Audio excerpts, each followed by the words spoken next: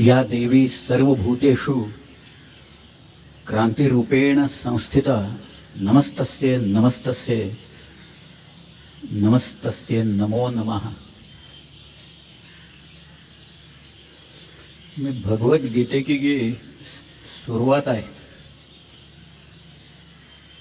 धर्मक्षेत्रे कुरुक्षेत्रे त्यातला पहिला शब्द धर्मक्षेत्रे असा आहे।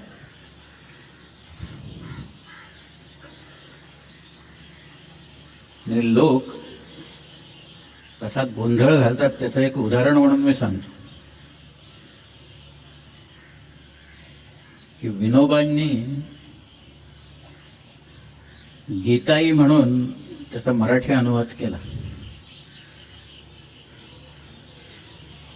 पण तिथं त्यांनी तो धर्म हा शब्द वगळून टाकला।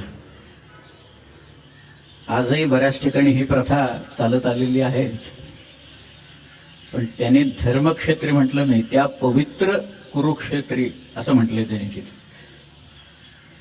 लोकांना या शब्दाचं का वावडा आहे हे एकदा लक्षात आलं चाणाक्ष लोकांच्या की मग कोडी उलगडायला लागतील सगळे। मला आठवतंय मी एकदा, ते तर खूप जुनी गोष्ट आहे, मी त्यावेळेला कमिन्सचा रिजनल मॅनेजर होतो बंगलोरला। पुण्याहून फ्लाईट्स वगैरे असल्या काही नव्हत्या त्यावेळी। मुंबईहून एक इंडियन एअरलाईनची फ्लाईट बंगलोरला जायची, त्यामुळे मी सिक्युरिटी वगैरे करून तिथे बसलेलो होतो। नाही, सिक्युरिटीला जायचं होतं मला तिथं आत, सिक्युरिटी की अनाउन्समेंट करत बसलो, वाट बघत बसलो। आणि एक युरोपियन मुलगी तिथनं हिंडत होती,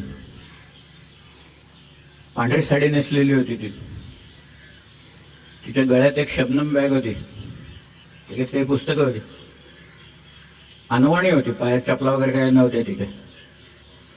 आणि ती मग ह्यांना भेट त्यांना भेट एक पुस्तक काढून दाखवत होती, काही कोणी घेतलं नाही तिच्यातनं। शेवटी मी एकटाच बसलोय असं म्हणताना ती माझ्या शेजारी येऊन बसली आणि ती मला म्हणाली, have you heard of ISKCON centre? म्हटलं yes, I have heard of ISKCON, I know Bhakti Vedanta Swami Prabhupada. म्हणाली, why don't you buy this book,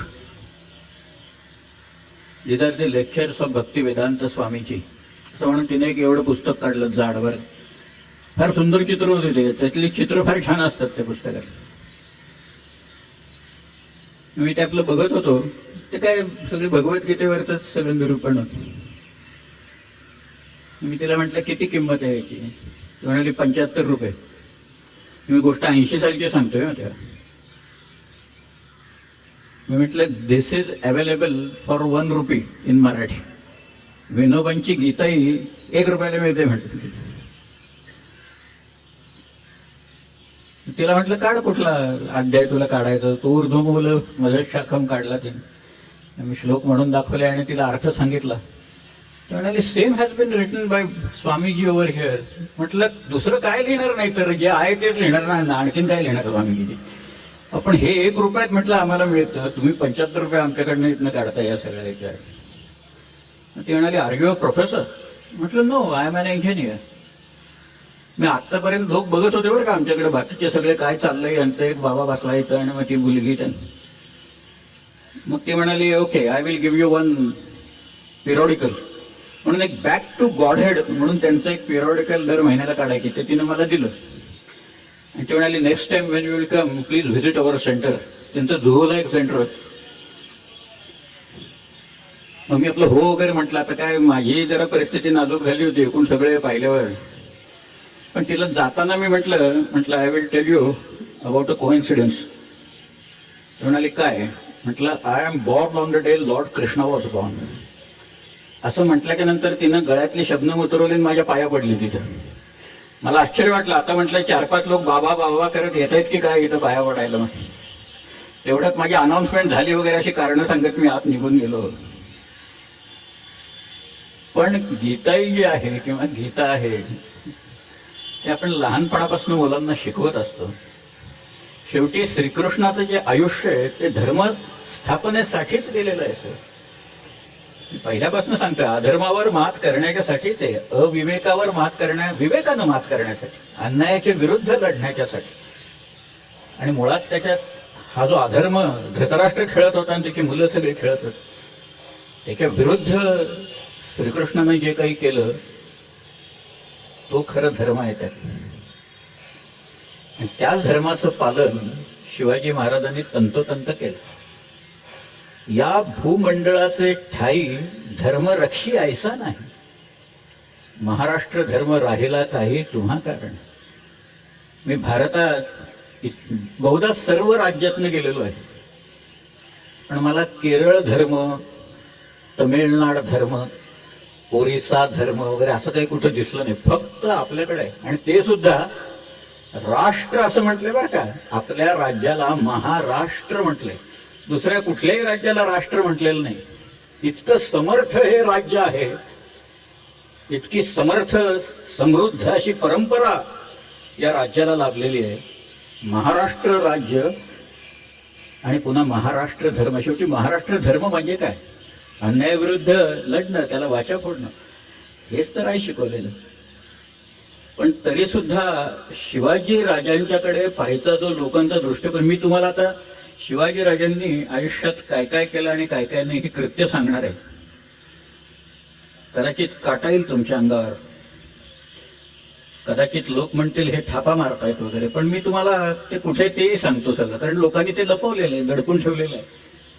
सहजासहजी लोक सांगत नाहीत, कारण त्यांच्या मनात असलेली आणि लोकांच्या समोर जावी अशी शिवाजी महाराजांची प्रतिमा, आणि मग त्या प्रतिमेला काही ना काहीतरी होईल म्हणून लोक सांगत नाहीत त्याच्यात. परंतु रामदास स्वामी इथं म्हणतात, या भूमंडळाचे ठाई धर्मरक्षी ऐसा नाही. हा महाराष्ट्र धर्म तुमच्यामुळे राहिला इथे, नाही तर कोण होतं? भोवताली सगळ्या या शाह्या होत्या वेगवेगळ्या, एका बाजूला सिद्धी होता, पोर्चुगीज होता. तुम्ही अवश्य प्रियोळकरांचं इन्क्विजिशन नावाचं पुस्तक वाचा. या इन्क्विजिशनमध्ये गोव्यात जे तळीव अत्याचार कसे चाललेले होते त्यावेळेला त्याची कल्पना तुम्हाला येईल. अंगी तेलाची डगली घालून जाळले असं लिहिलेलं आहे तिथे. डगला असतो तो तेलात बुडवायचा, माणसाच्या अंगाला घालायचा आणि पेटवून द्यायचा सरळ चक्क. हे गोव्यातलं वातावरण होतं. हे सगळं शिवकालात आणि शिवाजी महाराजांनी पूर्णपणे बंद पाडलं. लोक धजावेनात शिवाजी महाराजांचं नाव ऐकल्या क्षणी लोक कापायला लागायचे. अशी उलट परिस्थिती राजांनी ही तिथं निर्माण करून ठेवली. मी परवा एक उदाहरण दिलेलं होतं, ते उदाहरण तर छत्रसाल बनलेल्याच. छत्रसालाबद्दल मी सगळं सांगितलं, पण त्यावेळेला छत्रसालाने एक प्रश्न महाराजांना विचारला. तो म्हणाला, हिंदूंचा आणि तुर्कांचा कधी मिलाफ झालाय का? कधीच झालेला नाहीये. त्यामुळे मुघलांच्याकडे नोकरी करणं हे मला अशक्यच आहे सगळ्याच्यातनं, म्हणून मी आलोय तुमच्याकडे महाराज.